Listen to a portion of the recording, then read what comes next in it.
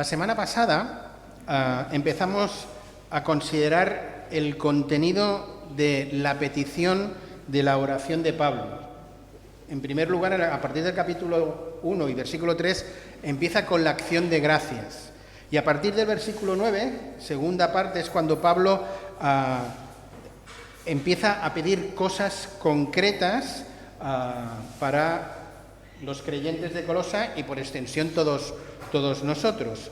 Y la petición es que sean llenos del conocimiento de la voluntad de Dios en toda sabiduría e inteligencia espiritual. Dijimos que básicamente lo que Pablo está pidiendo es por discernimiento espiritual para poder vivir la vida diaria.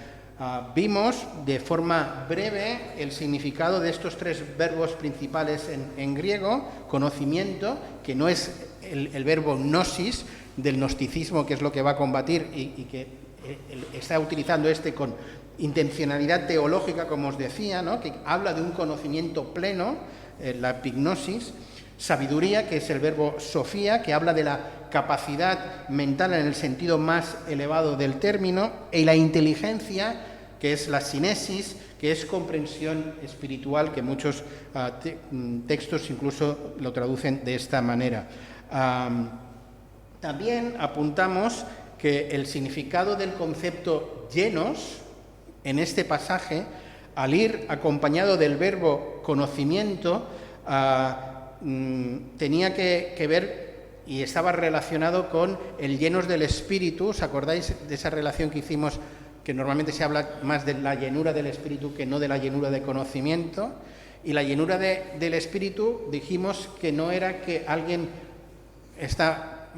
puede estar más lleno o menos lleno, tener más porción o menos porción del Espíritu Santo. ¿Os acordáis que no iba por ahí? El término llenos no habla de eso, sino ¿de qué hablaba? Control, de control. Y en el texto de Efesios lo deja claro: no estéis llenos o no os embriaguéis con vino, sino sed llenos del Espíritu Santo. Es decir, ¿quién controla a un borracho?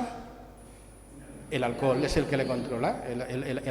El alcohol le hace hacer cosas que si no estuviera lleno de alcohol no haría. Entonces, un creyente lleno del Espíritu Santo, es decir, que se deja controlar por el Espíritu Santo, vuelve a hacer cosas no normales para la gente del mundo. ¿No? Sí, muy normales para lo que sería la gloria de Dios, que es vivir la vida del Espíritu, andar en el Espíritu, todas estas cuestiones. Bien, todas las veces que la palabra conocimiento, pignosis, se usa en el Nuevo Testamento, tiene que ver con ese sentido pleno que transforma tanto nuestro corazón y es capaz de renovar nuestra vida. Y tenéis en pantalla una serie de pasajes que lo ratifican. Solo vamos a leer unos pocos. En Efesios 4:13, alguien por favor que lea Efesios 4:13 y otra persona que busque Filipenses 1:9 y una tercera que busque 1 Timoteo 2:4, y ahí los dejamos, esos tres textos. Hasta que todos lleguemos a la unidad de la fe y del conocimiento del Hijo de Dios, a un varón perfecto, a la medida de la estatura de la plenitud de Cristo. Muy bien, hay un conocimiento y ese sería un... no se llama eso. Pues entonces si lo tengo que leer yo, tengo que ir a buscarlo. He dicho Efesios 4:13. Entonces, me vais a dar...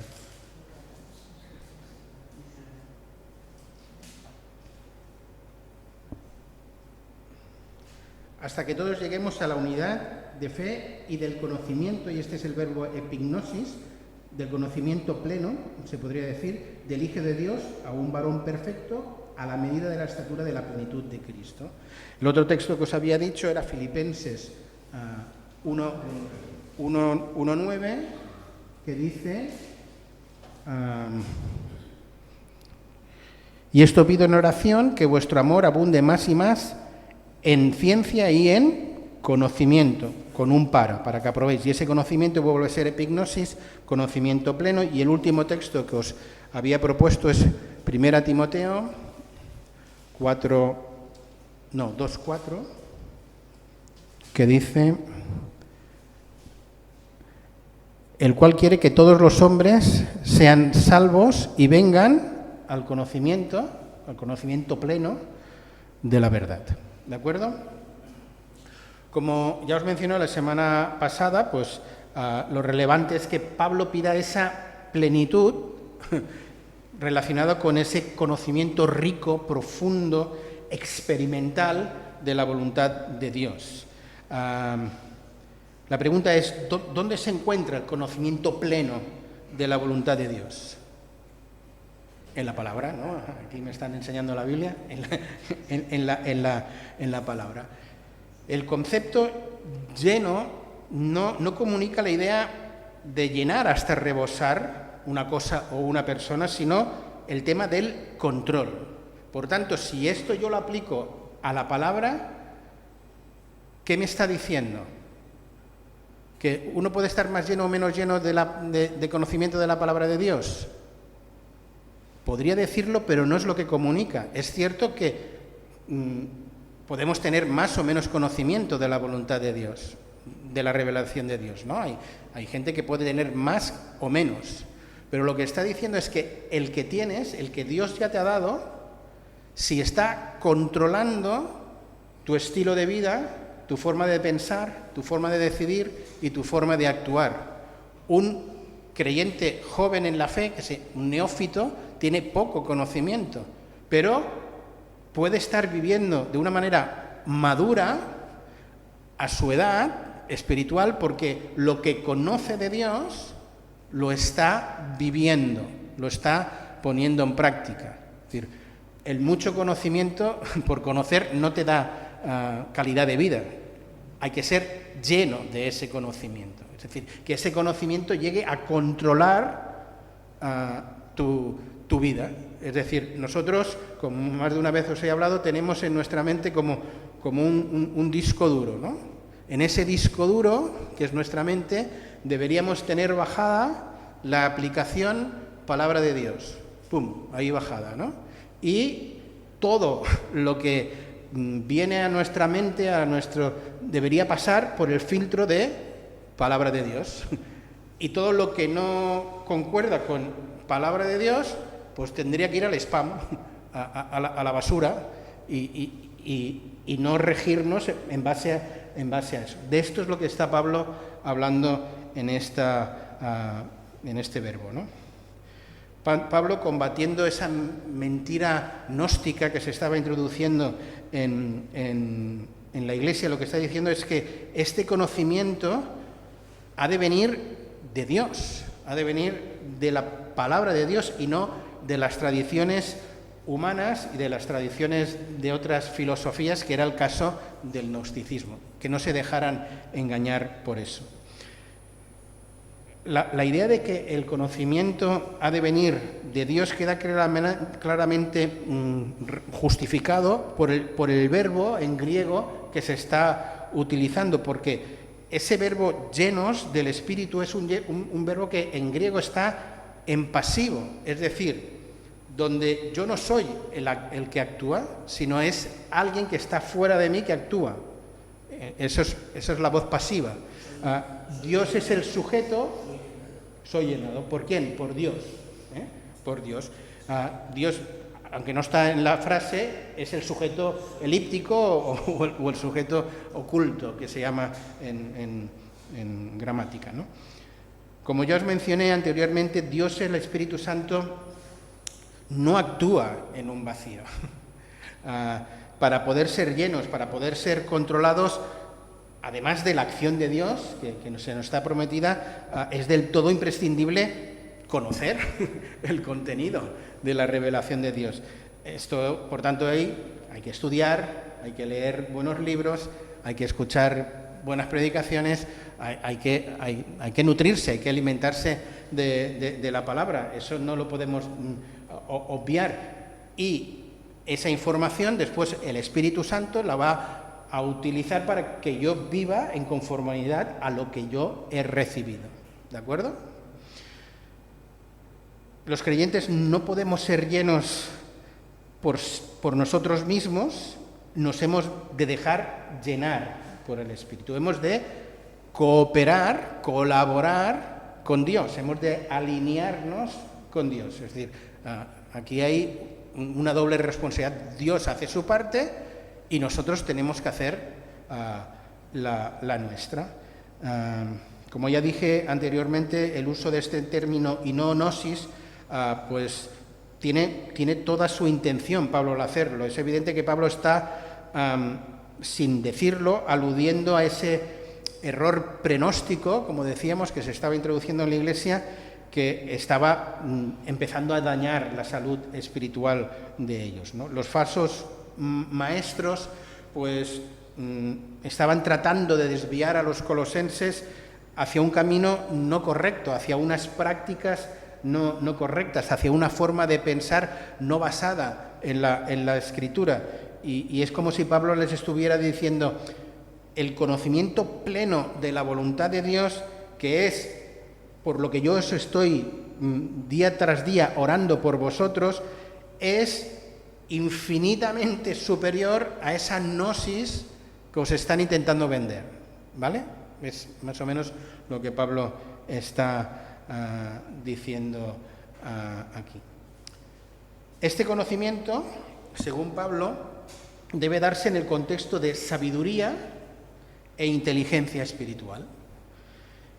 Es interesante ver cómo esta sabiduría e inteligencia en otros pasajes también se combinan. Un par de ejemplos: Éxodo 31, 3.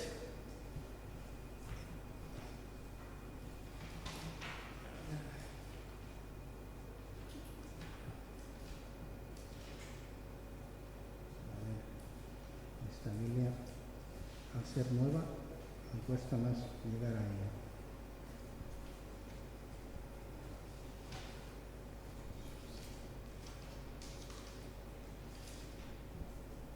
Esto que se tenga que grabar, ¿lo tengo que decir yo?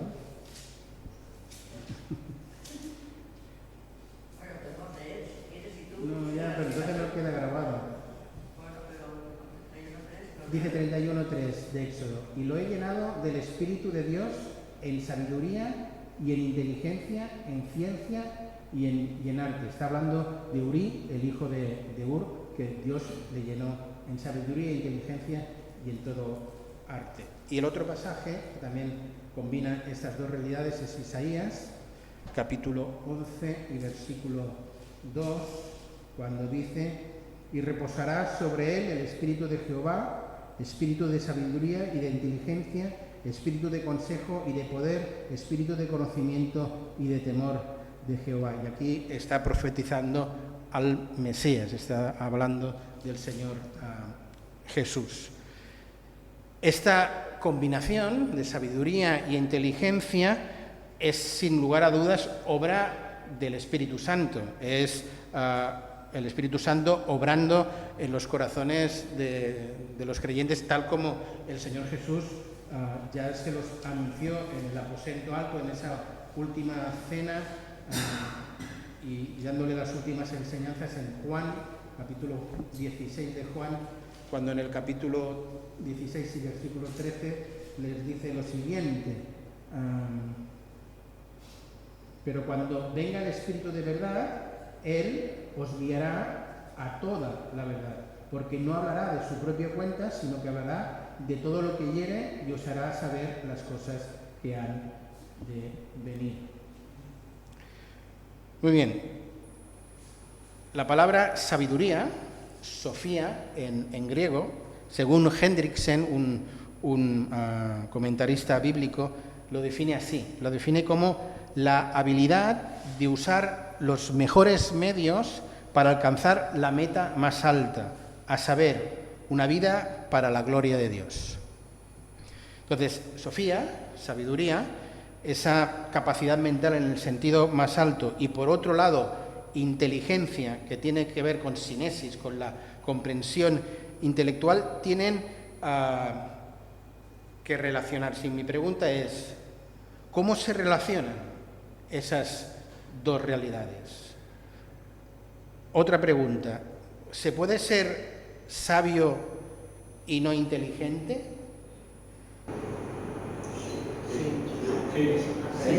Sí. Vale. Primero, antes del sí, ¿cómo se combinan? ¿Cómo se combina la sabiduría y la inteligencia? Y después, ¿por qué me decís que uno puede ser sabio y no inteligente? Yo te puedo contestar la segunda. A la segunda, venga, va. Puede ser una persona que lee mucho y no necesariamente tiene que ser inteligente. Lo vemos, por ejemplo, la gente que no ha tenido la oportunidad de ir al colegio, como nuestro abuelo, y eran sabios, por ejemplo, labrando la tierra, sabía cuando llovía, sabía cuando esto, cuando lo otro, Bien, bien, vale, bien, sí, sí. O sea, que puedes ser sabio en cosas y no... Yo también me atrevo a afirmar eso, yo también me atrevo a afirmar lo que tú estás diciendo, ¿no? Aunque lo que se espera es que una persona sabia también sea inteligente, ¿no? Se espera, ¿no? Pero... Hay gente que no ha tenido esa oportunidad, yo estoy hablando de nuestro abuelo. Ya. Lo que sí que tengo claro es que no se puede ser inteligente sin ser sabio. De eso sí que lo tengo claro y ahora a ver si lo intento demostrar. Mira, la sabiduría, y de la sabiduría que se está hablando aquí, es la capacidad de saber cosas, datos. No hace falta ir al cole. Tenían muchos datos, eran sabios, sabían muchas cosas por observación de la naturaleza misma, ¿no? Es decir, eran personas sabias porque tenían datos, tenían verdades integradas. Eso es sabiduría. ¿Bien? La inteligencia es la capacidad de aplicar lo que sabes a las decisiones que tienes que tomar del día a día. Eso es la inteligencia. Uno que es sabio en la palabra de Dios sabe que no debe afanarse por nada, lo sabe. Que debe de llevar toda la ansiedad a Dios, lo sabe. Que antes de afanarse debe buscar el reino de Dios y su justicia. Y creer que la promesa de que las demás cosas vendrán por añadidura es cierta. Eso es una persona sabia, eso lo sabe. Aquel que es sabio es el que conoce la verdad de echar toda vuestra ansiedad sobre Él, porque Él, ¿qué? Tiene cuidado de vosotros. Vale.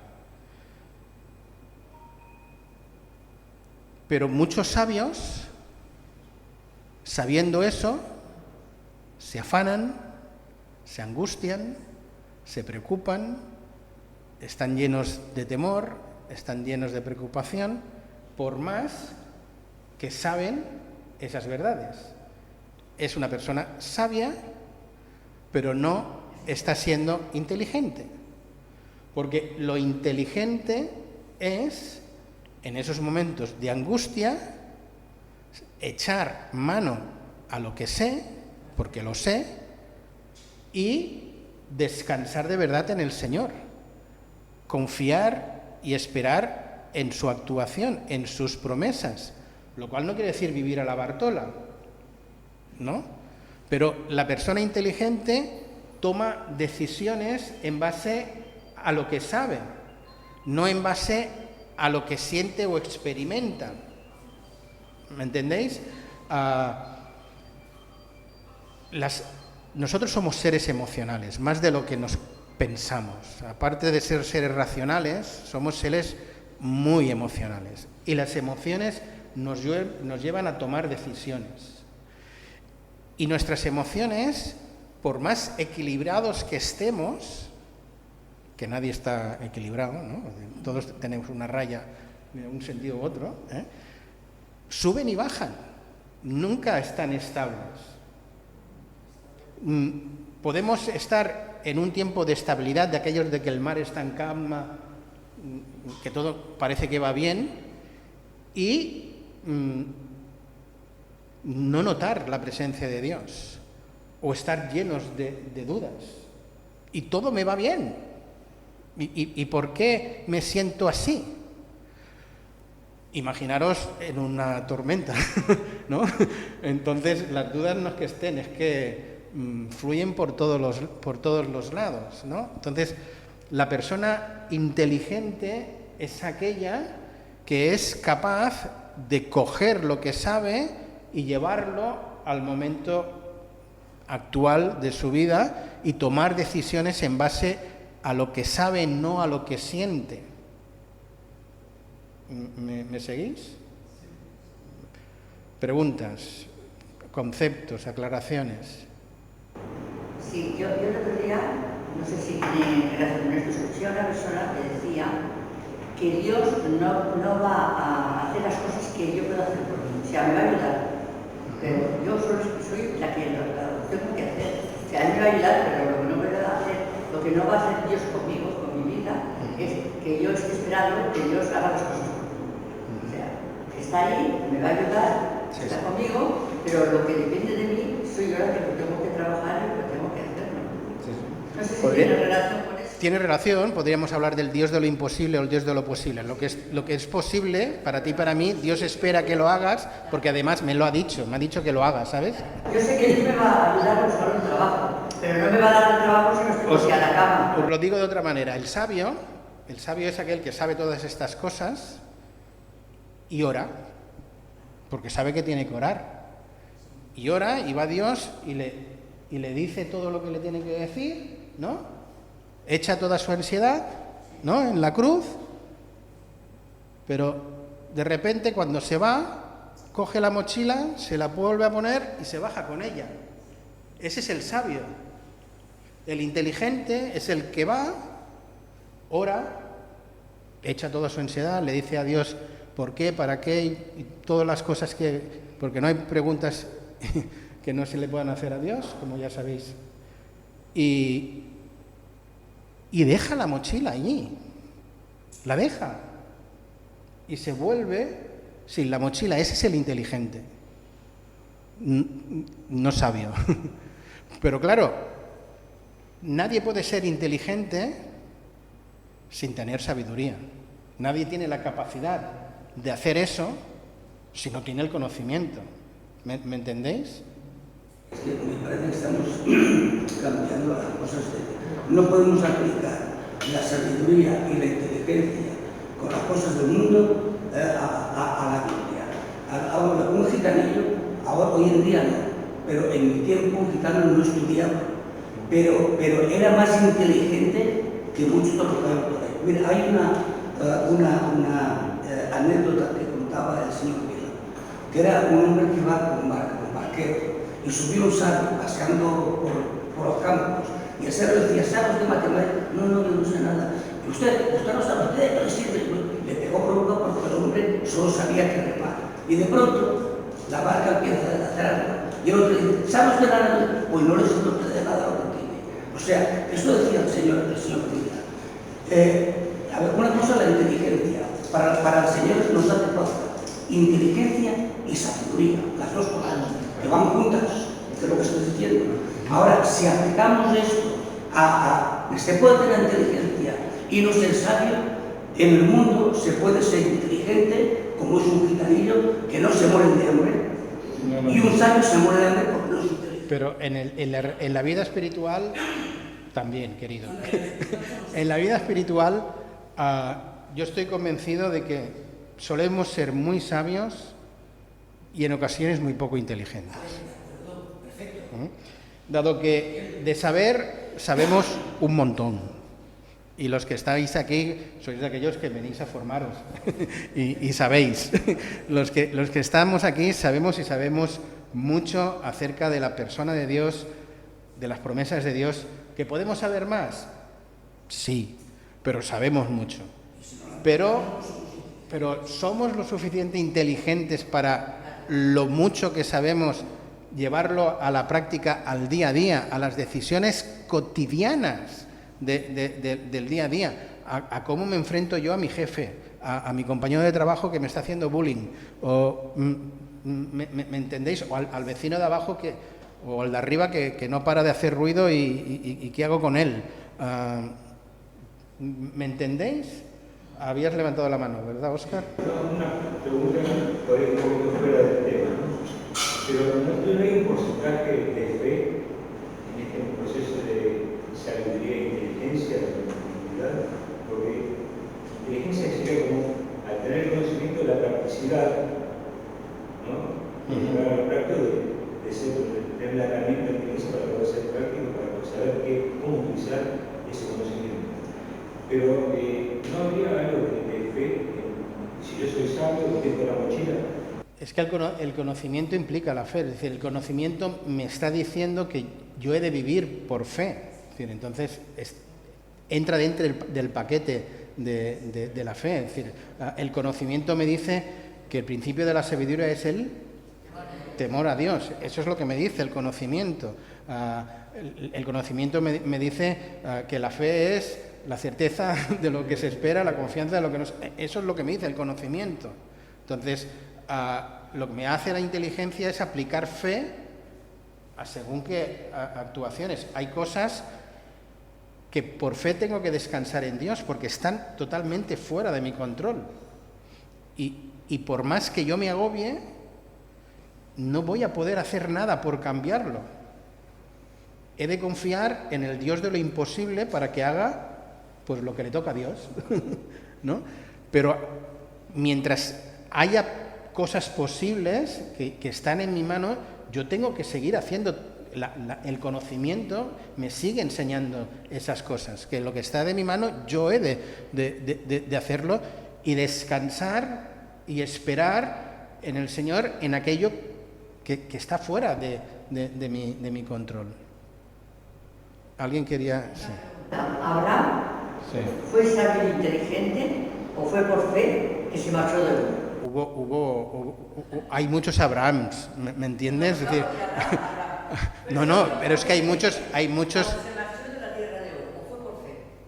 Hombre, ¿Se sabio e inteligente? ahí él ejerció fe, él ejerció obediencia al llamado de Dios.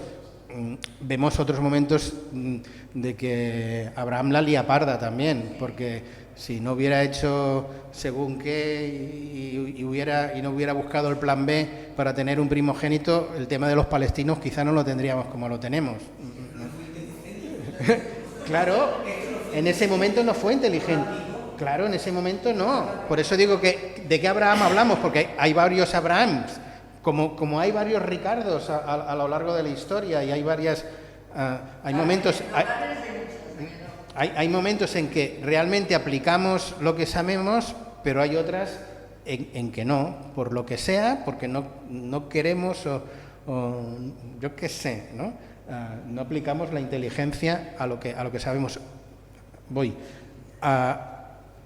Abraham tenía experiencias como para poder haber confiado en Dios, pero con todo le pudo la ansiedad, y, como digo, la lió muy parda con el plan B, y el plan B ha salido muy mal, pero muy mal. No solamente decir que hay un texto muy claro que dice el que sabe hacer lo bueno, cuando no sabe mucho y no lo hace, Le es pecado. pero no sabe mucho, pero Sí. si no lo ponemos en práctica no sirve de nada. Y Pablo, en esta oración, es lo que está haciendo. Está pidiendo a Dios por discernimiento espiritual. Pero un discernimiento, como veremos en el versículo 10, para la vida diaria, para el andar. Y ese conocimiento tiene que estar lleno de sabiduría y de inteligencia a la vez. No uno desconectado. No, tienen que estar conectados, y esa sabiduría y ese conocimiento tienen que venir de la llenura de la palabra de Dios. Es decir, es una simbiosis, todo está junto. Bien, vamos a dejarlo aquí y os lanzo unas preguntas de reflexión y de aplicación. Creo que a la luz de lo que hemos estado estudiando, sería bueno que nos preguntáramos si estoy cooperando con el Espíritu Santo para que Él me llene del conocimiento de su voluntad. Porque yo tengo una responsabilidad y Él otra. ¿Yo estoy cooperando con el Espíritu Santo o le estoy poniendo trabas? ¿No? ¿Me estoy dejando controlar? Es decir, como dijo Jesús, todo aquel que quiera venir en pos de mí, ¿qué tiene que hacer? Negarse a sí mismo, es decir, renunciar al yo. No decir, soy muy malo, no valgo para nada. No, no, no. Es renunciar al ego, renunciar al yo. ¿Para qué? Renuncio al yo para que sea Él, el Espíritu Santo, el que esté al control de mi vida. Bien, estoy cooperando con el Espíritu Santo, estoy dejándome controlar por aquello que sé ya de la voluntad de Dios, porque sabemos bastantes cosas. La segunda cuestión es, ¿estoy de una forma constante y progresiva, lo que diría Romanos 12, 1, 2, renovando mi mente y profundizando diariamente en conocer la voluntad de Dios? Porque, queridos, estamos bombardeados por los mass medias. La filosofía del mundo nos entra por todos los lados. Por todos los, nos entra. Y como yo no haga un momento de parar y de renovar lo que me ha entrado y ver si esto tiene que ir al spam o tiene que ir a otro sitio, acabaré mal. ¿Me entendéis? Entonces, me estoy renovando, me conformo con ser sabio y tener mucha información de la persona de Dios y leer muchos libros. Y yo puedo presumir que tengo tres librerías, una aquí, otra en casa, otra en el despacho. Tengo libros que ya no me... ¿No? Sí, eso llega... Hombre, los he comprado porque los necesitaba y me los he leído, ¿no? ¿No? Pero ¿me he de quedar con eso? No. Es decir, hemos de ser lo suficientemente inteligentes que la información que he ido adquiriendo y acumulando la sepa encarnar, la sepa llevar a la práctica y así no solo me beneficiaré a mí mismo, que seguro, sino también a mi entorno, a todos los que están en mi radio de acción. ¿De acuerdo? ¿Alguna pregunta o algún comentario? Muy bien, pues lo dejamos aquí. La semana que viene seguimos con... Creo que aquí tienes alguna respuesta a lo que estás hablando toda la noche, toda la tarde. En el capítulo 3, el versículo 17. Pero la sabiduría que es de lo alto es primeramente pura, después pacífica, amable, benigna, llena de misericordia y de buenos frutos, sin incertidumbre ni hipocresía. Yo creo que... Amén, sí. Amén, amén.